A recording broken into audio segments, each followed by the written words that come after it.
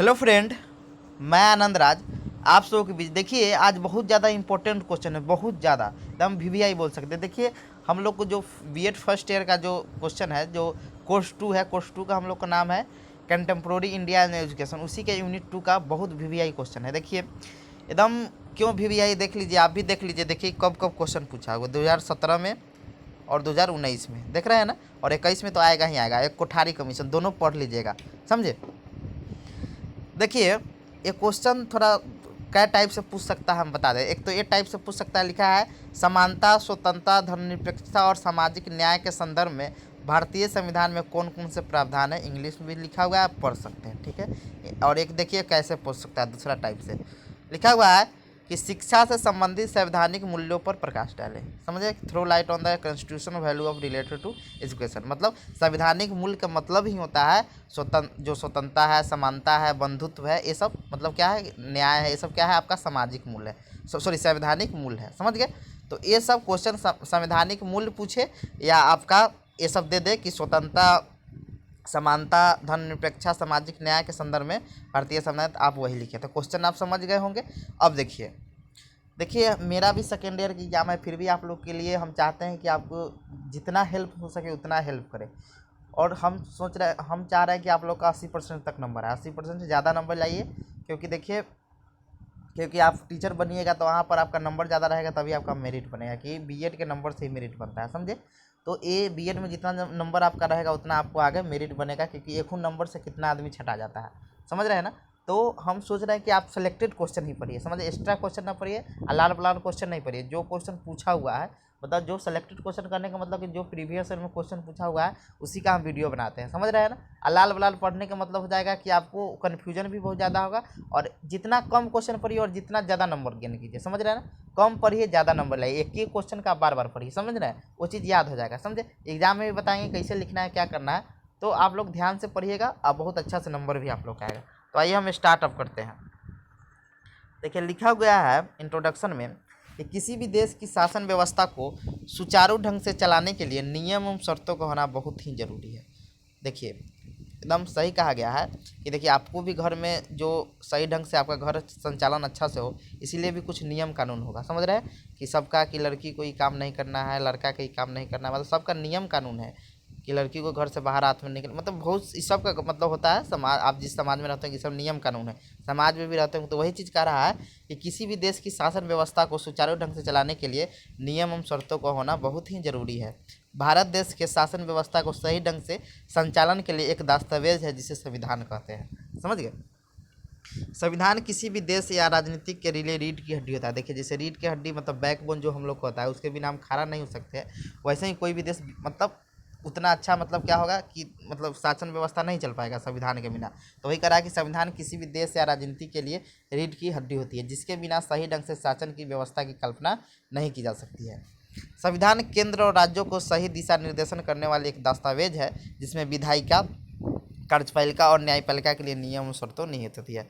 विधायिका समझिए रहे, राज्यसभा लोकसभा जो होता है, कार्यपालिका जो प्रधानमंत्री के जो मंत्रिमंडल होता है, और न्यायपालिका जो आपका न्यायालय होता है, सर्वोच्च न्यायालय आपका, सर्वोच्च न्यायालय मतलब high supreme court, high court, और उसके बाद आपका जज, ये सब आपका के लिए नियम शर्तों निहित रहती है, मतलब उसमें सब चीज़ लिखा गया है। भारत के संविधान का निर्माण संविधान सभा ने किया था, मतलब भारत का जो संविधान का निर्माण किसने किया था, संविधान सभा ने किया था। संविधान सभा की प्रथम बैठक 9 दिसंबर 1946 पे, देखिए 9 दिसंबर 1946 को जो बैठक हुई थी ना, उसमें अस्थायी सदस्य के रूप में सच्चिदानंद सिन्हा को मतलब बनाया गया था अस्थायी सदस्य, समझ गए। तो पूछता है कि अस्थायी सदस्य कौन है, तो सच्चिदानंद सिन्हा, याद रखिएगा। और वही दूसरा बैठक मतलब हुआ था 11 दिसंबर को, जिसमें अस्थायी सदस्य चुन गया, लगे अस्थायी मतलब अध्यक्ष चुन लिया गया था राजेंद्र प्रसाद को। तो पूछेगा कि अस्थाई पूछेगा अध्यक्ष तो सच्चिदानंद सिन्हा, और अस्थाई पूछेगा था राजेंद्र प्रसाद, याद रखिएगा। तो हो गया। तो 9 दिसंबर 1946 को हुई थी।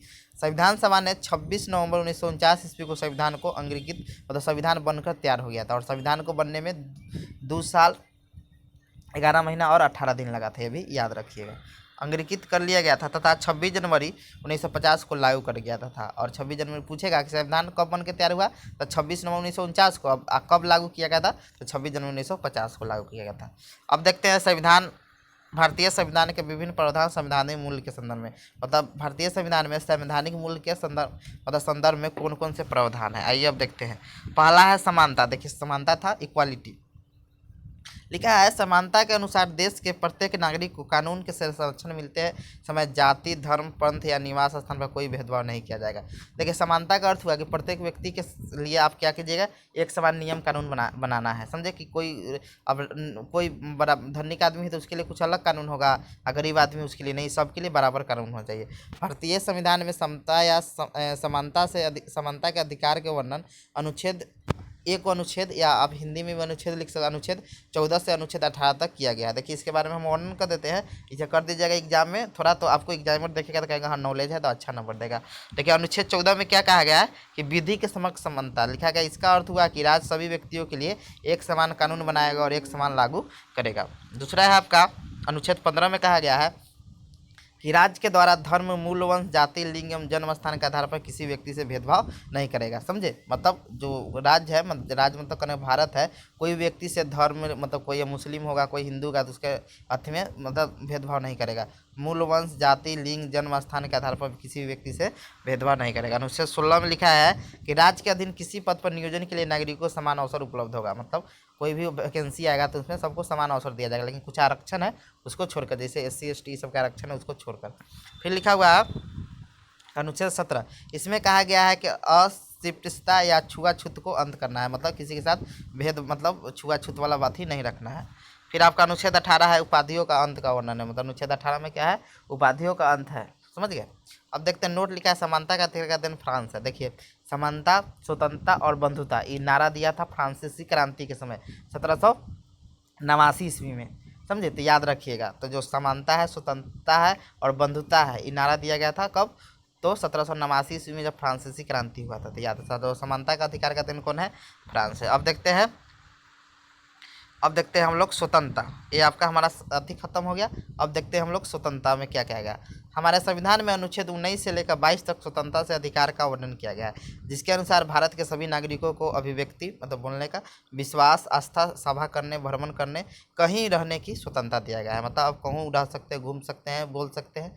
समझे, तो वर्णन किया गया है। जब हम स्वतंत्रता के शैक्षणिक पक्ष पर गौर करते हैं तो पाते हैं कि एक राज्य का छात्र अपनी इच्छानुसार भारत के किसी भी राज्य के शैक्षणिक संस्थान में प्रवेश पाने को स्वतंत्र है, जहां उसके साथ जाति, धर्म, भाषा या निवास लिंग के आधार पर कोई भेदभाव नहीं किया जाएगा। मतलब आप शिक्षार्थी में देखिएगा तो कोई कहूँ एडमिशन करवा सकता है, जब बिहार का बच्चा कहूँ करवा सकता है, दिल्ली, मुंबई कहूँ। समझे, तो ये है। अब देखते हैं इसमें कौन कौन से वर्णन किया गया है। देखिए अनुच्छेद जो 19A है उसमें बोला गया है बोलने की स्वतंत्रता या प्रेस की स्वतंत्रता। इसमें आप कुछ भी बोलिएगा, कोई आपको बोल नहीं सकता है। समझे, तो बोलने की स्वतंत्रता या प्रेस की स्वतंत्रता है। अनुच्छेद 19B में कहा गया है शांतिपूर्ण सभा करने की स्वतंत्रता, आप शांतिपूर्ण ढंग से सभा कर सकते हैं। समझे। तीसरा आपका है 19 में है संघ बनाने की स्वतंत्रता, आप कोई संगठन बना सकते हैं 19 में। 19 में कहा गया कि देश के किसी भी राज्य के आवागमन की स्वतंत्रता, मतलब आवागमन मतलब आने और जाने में कोई दिक्कत नहीं, आप कहूँ देश में कहूँ भी, किसी भारत देश के कहूँ एरिया में आप जा सकते हैं। पहले जम्मू कश्मीर इसका अपवाद था, तो वो भी अब खत्म हो गया, क्योंकि 370 जो था वो खत्म हो गया। अब देखते हैं अनुच्छेद 19E में देश के किसी भी राज्य में निवास में बसने की स्वतंत्रता, मतलब कोई भी देश में आप बस सकते हैं, निवास कर सकते हैं। देखिए 19 का जो F था वो संपत्ति का अधिकार था। समझे, तो वो चीज़ अब हटा के वो कानूनी का अधिकार बन गया। समझे, तो वो चीज़ अब मौलिक अधिकार में नहीं है, वो स्वतंत्रता मतलब अधिकार में नहीं है, तो 19 का F नहीं है। 19 का G दिया है किसी भी क्षेत्र में व्यापार एवं जीविका चलाने की स्वतंत्रता। जो 19 का G है उसमें क्या है, किसी भी क्षेत्र में व्यापार एवं जीविका चलाने की स्वतंत्रता है। समझ गए। देखिए जो 19 का F है ना, वो अब कानूनी का अधिकार बन गया है, जो 300 क में चला गया है। समझे, 51 क के भाग में 300 क में वो चला गया, अनुच्छेद 300 क में। समझे, तो वो 19 के पहले F में था, तो वो हट गया है अब। समझे। अब देखते हैं 20 में क्या कहा गया है। 20 में कहा गया है कि अपराधों के लिए दोष सिद्धि की स्वतंत्रता, मतलब आपको कोई अपराध में कर दिया था, आपको दोष को मतलब हटाने का सिद्ध मतलब दोष को मुक्त होने के मतलब आपको अधिकार दिया जाता है, मतलब आप उस दोष के लिए आप कोई वकील को हायर कर सकते हैं। समझे। और 19 के क में लिखा गया है कि राज्य 6 से 14 वर्ष की आयु के समस्त बालकों को निःशुल्क एवं अनिवार्य शिक्षा उपलब्ध कराएगा। देखिए ये जब 86वां संविधान संशोधन हुआ था 2002 में, तो उसको मतलब शिक्षा का जो अधिकार था मौलिक अधिकार में शामिल किया गया, जो अनुच्छेद कितना है, अनुच्छेद 21 के राज्य 6 से 14 वर्ष की आयु के समस्त बालकों के लिए निःशुल्क एवं अनिवार्य शिक्षा उपलब्ध कराएगा। और अनुच्छेद 22 है गिरफ्तारी और निरोध में संरक्षण, मतलब आपको गिरफ्तारी और निरोध में संरक्षण का मतलब हुआ कि कोई आपको गिरफ्तार करेगा तो उसको वारंट लेके आना होगा, ये सब चीज़ है, समझे। और 24 घंटा के अंदर में मजिस्ट्रेट के सामने पेश करना, ये सब चीज़ इसमें वर्णन है। आइए अब देखते हैं न्याय क्या है, जस्टिस। भारतीय संविधान में वर्णित मूल्य न्याय का तात्पर्य किसी अदालत द्वारा दिए जाने वाले न्याय से नहीं है, बल्कि संविधान द्वारा न्याय की अवधारणा को काफ़ी विस्तृत रूप में लिया गया है। संविधान न्याय को सामाजिक, आर्थिक तथा राजनीतिक क्षेत्र में प्रदान करने पर बल देता है, क्योंकि इन सभी क्षेत्रों में न्याय से ही शिक्षा का अधिकार सभी को समान रूप से प्राप्त होता है। जब आपको सामाजिक, आर्थिक और राजनीतिक अधिकार जब न्याय मिल जाएगा तो आप शिक्षा में समान रूप से सबको प्राप्त कर, शिक्षा सब समान रूप से प्राप्त कर सकता है। फिर लिखा है भारतीय संविधान में 3 प्रकार का न्याय दिया गया है, सामाजिक न्याय, आर्थिक न्याय और राजनीतिक न्याय। देखिए क्वेश्चन जो पूछा गया था वो सामाजिक न्याय से पूछा था, तो जो पूछेगा राजनीतिक पूछे, सामाजिक पूछे या आर्थिक पूछे, जो पूछे वही लिखेगा, लेकिन हम इसमें तीनों दे दिए हैं, समझे। तो देखिए हम अब सामाजिक स्टार्ट करते हैं। लिखा हुआ है सामाजिक न्याय से तात्पर्य है कि समाज में असमानताओं को दूर करना तथा सामाजिक समानता की स्थापना करना, मतलब जो असमानता है उसको दूर करना है और सामाजिक समानता की स्थापना करता है। सामाजिक न्याय को प्रभावी बनाने हेतु संविधान में धारा 15, 17, 23, 46 और 30 आदि को शामिल किया गया है। मतलब जो सामाजिक न्याय को बढ़ावा देने के लिए जो संविधान में जो धारा है उसको कब 15, 17, 23, 46 और 30 आदि को शामिल किया गया। इन संवैधानिक प्रावधानों द्वारा यह व्यवस्था की गई है कि राज्य किसी भी नागरिक से धर्म, जाति, लिंग आदि में से किसी भी आधार पर भेदभाव नहीं करेगा। इस सभी संवैधानिक प्रावधानों जो अनुच्छेद है 15, 17, 23, 46, 30, इन सभी संवैधानिक प्रावधानों का उद्देश्य सामाजिक न्याय द्वारा सामाजिक समानता को प्राप्त करना है। अब देखते हैं, अतः जब हम शिक्षा में सामाजिक न्याय का अनुसरण करते हैं तो हमें अपने शैक्षिक संस्थानों में संगठन इस प्रकार करना चाहिए कि सभी नागरिकों के लिए खुले हुए, मतलब ऐसा मतलब अति करे, शैक्षिक संस्था स्थापित करे, जैसे सरकारी स्कूल, गवर्नमेंट स्कूल होता है, देखते हैं उसमें जो भी बच्चा आएगा सबको एडमिशन करना है, समझे। नागरिक के लिए खुले हुए हो, किसी भी छात्र के साथ धर्म, जाति, लिंग आधार पर भेदभाव न किया जाए। मतलब अब स्कूल खोलेंगे और किसी को भेदभाव मतलब कहेंगे कि नहीं तुम अथी हो, कि तुम बौद्ध हो, तुम सिख हो, तो तुम मुस्लिम हो, तुम हिंदू हो, इसके आधार पर भेदभाव नहीं होना चाहिए, सबको एडमिशन होना चाहिए। अब देखते हैं आर्थिक न्याय क्या है। लिखा हुआ है आर्थिक न्याय से तात्पर्य प्रत्येक नागरिक को संपत्ति खरीदने, रखने, उपयोग करने तथा अपनी इच्छा के अनुसार व्यवसाय चुनने की स्वतंत्रता से है। लेकिन जब हम शिक्षा के क्षेत्र में नौकरी प्राप्त आर्थिक न्याय की बात करते हैं तो इसका तात्पर्य है कि कोई भी छात्र अपनी जीविका को चुनने के लिए स्वतंत्र होगा, अर्थात वह जीविका हेतु किसी भी प्रकार का प्रशिक्षण प्राप्त करने, किसी भी क्षेत्र में नौकरी प्राप्त करने के लिए स्वतंत्र होगा। समझ गए। मतलब देखिए आर्थिक न्याय का अर्थ हुआ कि आप ज़मीन खरीद सकते हैं, संपत्ति रख सकते हैं, उसका उपयोग अपनी इच्छा अनुसार व्यवसाय चुन सकते हैं। लेकिन जब शिक्षा के क्षेत्र में जब हम अथी करते हैं तो छात्र अपने अनुसार नौकरी चुन सकता है, अपने अनुसार व्यवसाय कर सकता है, समझे। ये चीज़ का वर्णन किया है, तो वही लिखा गया है कि लेकिन जब हम शिक्षा के क्षेत्र में नौकरी प्राप्त कर आर्थिक न्याय की बात करते हैं तो इसका तात्पर्य है कि कोई भी छात्र अपनी जीविका को चुनने के लिए स्वतंत्र होगा, अर्थात वह जीविका हेतु किसी भी प्रकार का प्रशिक्षण प्राप्त करने, किसी भी क्षेत्र की नौकरी प्राप्त करने के लिए स्वतंत्र हो गया। 2 बार नौकरी हो गई, इसे काट दीजिएगा आप, समझे। अब देखते हैं राजनीतिक अधिकार। ठीक है, पॉलिटिकल जस्टिस क्या होता है। राजनीतिक न्याय सबसे महत्वपूर्ण मानी जाती है क्योंकि भारत में लोकतंत्र है और उसकी शक्ति जनता में निहित है। आप जानते हैं कि यहाँ पर लोकतंत्र है।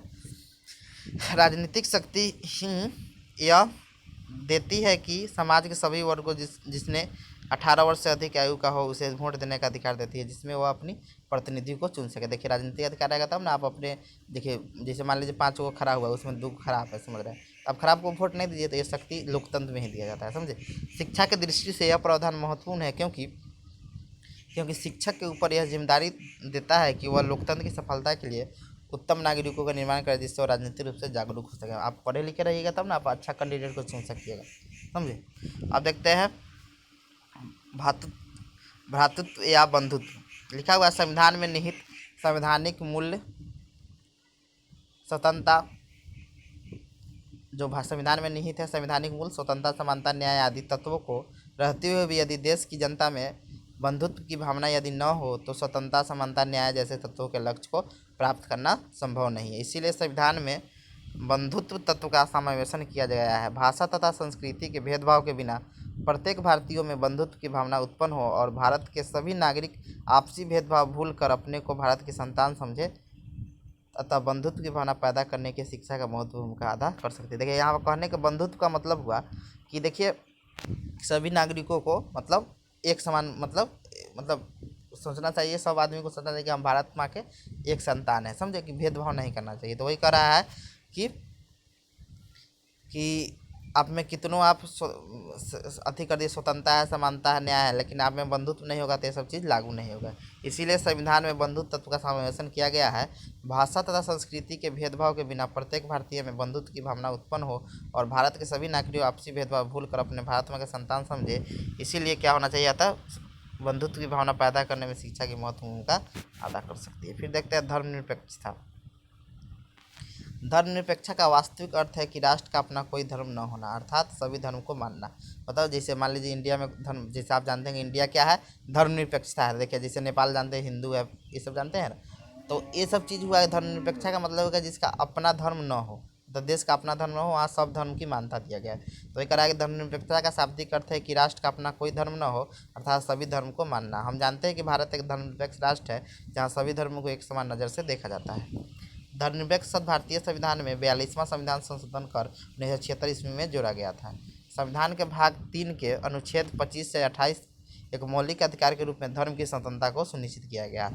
अब देखिए अनुच्छेद 25 में क्या कहा गया है कि कोई भी व्यक्ति किसी भी धर्म को मान सकता है और उसका प्रचार प्रसार कर सकता है। मतलब कोई भी धर्म को मान सकता है और उसका प्रचार प्रसार कर सकता है। अनुच्छेद 26 में कहा गया है धार्मिक कार्यों के प्रबंध की स्वतंत्रता, मतलब वो धार्मिक कार्य के लिए अपने प्रबंध की स्वतंत्रता, मतलब संगठन बना सकता है। 27 में कहा गया राज्य किसी भी व्यक्ति को ऐसा कर देने के लिए बाध्य नहीं कर सकता है जिसकी आय किसी विशेष धर्म के लिए हो। मतलब ऐसा कर, मतलब कोई धर्म के लिए वो अति करा तो उस पर कर नहीं देना है। फिर आपका अनुच्छेद 28 है कि कोई भी शिक्षा संस्थान में कोई धार्मिक शिक्षा नहीं दे सकते। मतलब कोई भी शिक्षण संस्थान वहाँ पर आप धार्मिक शिक्षा नहीं दे सकते, क्योंकि यहाँ पर मतलब कोई विशेष धर्म नहीं है कोई भी देश का, समझे। अब देखते हैं निष्कर्ष। उपयुक्त विवेचना से स्पष्ट होता है कि भारतीय संविधान प्रजातांत्रिक मूल्यों की अमूल्य निधि है। स्वतंत्रता, समानता, न्याय, बंधुत्व एवं धर्मनिरपेक्षता जैसे मूल लोकतंत्र के प्रत्येक नागरिक को अपने संपूर्ण विकास का मौका देती है। शिक्षा ही वह माध्यम है जिसके संविधान में उल्लिखित मूल्यों के लक्ष्य को प्राप्त किया जाता है। जो मूल है तो शिक्षा से ही आप समानता, स्वतंत्रता एवं बंधुत्व आदि सब प्राप्त कर सकते हैं। Thank you. अब इसको अच्छा से देख लीजिएगा कि ये क्वेश्चन आपके एग्जाम में आएगा ही आएगा। Thank you.